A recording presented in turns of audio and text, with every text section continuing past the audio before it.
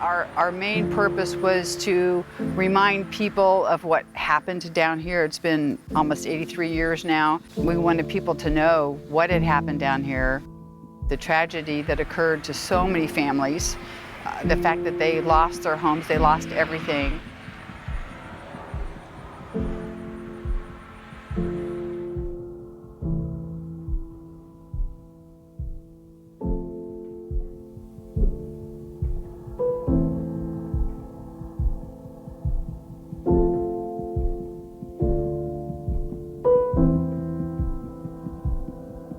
There were flood after flood after flood over 100 and something years. Each flood had been a little bit bigger than the last one. So eventually in 1937, the big one did come, 60-something feet over, the flood level.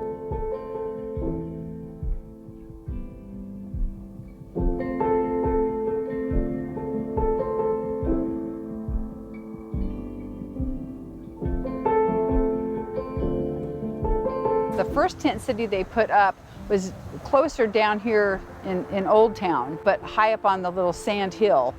And then the most famous one is the one out there on Duncan Lane. To my knowledge, that was the largest one. Lots of families out there, and each family had their own tent. The refugees went in and they cooked the meals. The food was brought in by the government and the Red Cross, and so you had the blacks and whites, and they worked together and they made the food and cleaned it up and took care of each other.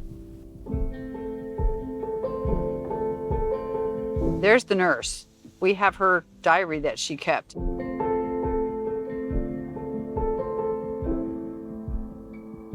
There's the director of the Red Cross in his little nifty suit and hat. I love it. There they are. They're boiling water to do the laundry. That's what they're out there doing. This little girl is in this cute, clean, little roughly white dress, standing there with a bow in her hair. And when I first saw that, I thought, oh my gosh, how resilient children are. And here they are, living in a tent, mucking in the mud, but her mom found a way to put her in this little frilly dress. But there they are, standing in front. They still have nylons on, and their good shoes and their dresses. Back in the 30s, women didn't wear pants very often. They still wore dresses and shoes and hats and gloves and all that. And then the tent city, it's just massive. You see these tents, and they each had a heater in them. I've read that in some of the Red Cross information in the newspapers.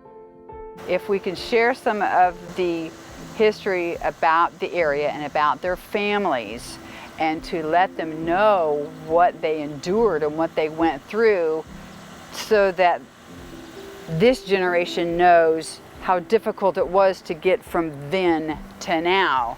There's no piece of cake, and you have to work together. You have to remember that, your grandma and grandpa lost everything, but they stayed together, they endured,